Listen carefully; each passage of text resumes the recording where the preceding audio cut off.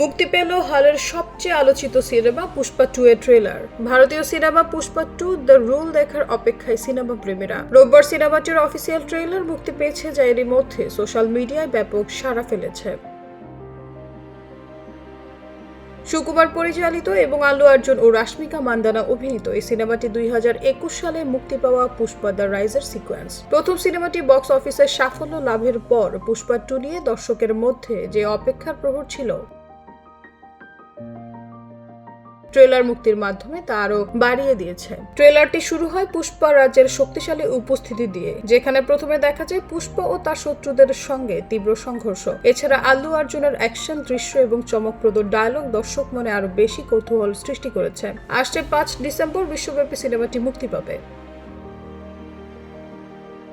পুষ্পা 2 মুক্তির আগে ট্রেলারটি দেখে ভক্তদের আশা সিনেমাটি আরও বড় আকারে সাফল্য পাবে এবং ভারতীয় চলচ্চিত্রের নতুন এক মাইলফলক স্থাপন করবে। বিনোদন ডেস্ক, ভোরের পাতা।